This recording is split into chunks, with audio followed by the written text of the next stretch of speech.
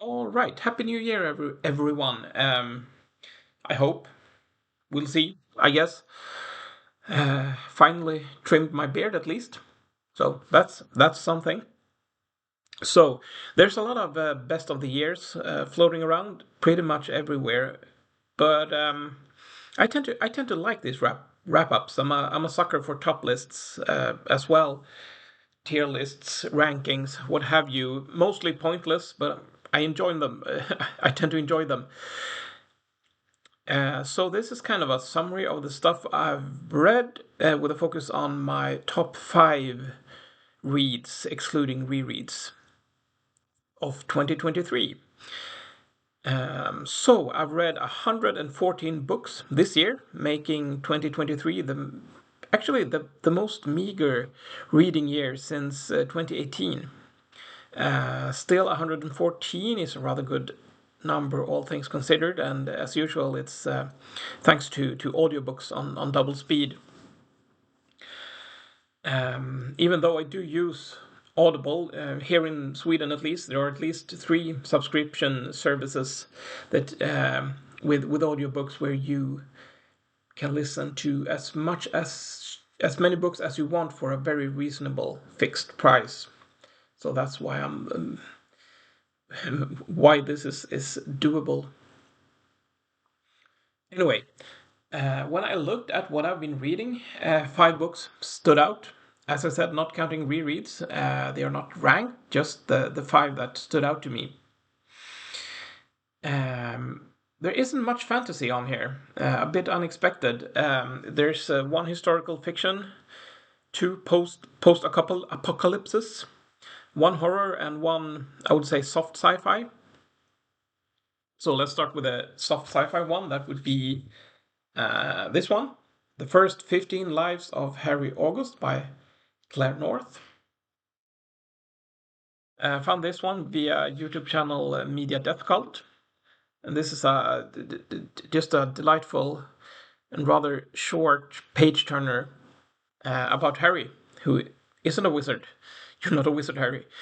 But he relives his entire life every time he dies. All memories intact, over and over again, Groundhog Day style, kind of, but on a longer timeline. And the overall plot unfolds in a very clever way, and it's a really interesting take on both time travel and the multiple universe trope. Next one, a post-apocalyptic one, that would be Station 11 by Emily St. John Mandel. Probably the best known book on this list, I would imagine. Mellow and rather slow story centered around a traveling theater company in a post-apocalyptic North America. Then we have a horror book, and that is Lone Women by Victor Laval. Now, perhaps my favorite genre crossover is Western meets horror. And that is what this book is. It starts in 1915 with the protagonist burning down her parents' house. Her parents are still inside. And then she leaves to make a new life for herself in Montana. Now she carries a steamer trunk with her wherever she goes. And it's always locked because when the trunk opens, people tend to disappear. Yeah, it's a good one. Highly recommend it. Lone Woman, Victor Laval. Right, next up, historical fiction. Augustus by John Williams. Now, how often do you think about the Roman Empire? This was a question that appeared in social media feeds here in Sweden this year. I don't know if it made it abroad. I I want to say it was a Swedish account that started this. Anyway, often this post appeared in the context of girlfriends asking their boyfriends this question and being baffled of over how often their boyfriends actually thought about the Roman Empire. Yeah, it's weird, but still a bit of fun. I've had periods where have read a lot about the Romans, so I guess I think about the Roman Empire slightly more than average. Not enough for it to become a problem, I would say. And to my defense, when I do think about the Roman Empire, 95%, I'm guessing, of those thoughts revolves around the period starting with the siege of Saguntum up until the rise of power of Emperor Vespasian. So I'm slightly narrow, a period of a few hundred years where you get all the greatest hits of the Roman Empire. Anyway, John Williams, mostly known for Stoner, which I haven't read. I know that Stoner is about a mediocre academic working in higher education, so I'm afraid that one might hit a bit close to home. But this one, though, Augustus, this is good. Probably the best written of the books on this list by some margin. It's fictional, of course, but based in historical events, and it's made up by letters written by, well, Williams. Obviously, I want to stress that this is historical fiction. But in the context of the book, the letters are written by people close to Emperor Augustus in different stages of his life. I think there's one or two that is penned by Augustus himself as well. And through these letters, Williams paint a vivid and believable and interesting picture, and very human picture of one of the most influential figures in human history. It is excellent. If you have just a fleeting interest in Roman history, this is an absolute must read. Okay, so finally, maybe my favorite of the year. Once again, excluding rereads. Another post-apocalypse. Moon of the Crusted Snow by Wabegish Rice. I'm not sure I pronounced that correctly. Now, this, as I said, this may be my favorite in great parts because I had no expectations whatsoever. I had never heard of this author before. I think I might have found it through the YouTube channel Jason's Weird Reads, a channel I highly recommend. And if I'm wrong, then it's something that I feel that he would recommend if he had read it. It's a slow burn. It's a post-apocalypse, as I said. We follow the everyday lives of some Native Americans living in a preservation up in Canada. And one cold winter day, TV transmissions stop, cell phone coverage and internet connection disappears. No one knows what's going on. How do this community cope? There's a lot of logistics involved. Rationing of food supplies, town hall meetings, welfare checks, minor conflicts among the people living there. Everyday life trudging along. And then, of course, a man from the outside shows up. And there are parallels to be drawn, of course. We have a settlement of natives minding their business, trying to get by and doing quite fine until the white man shows up.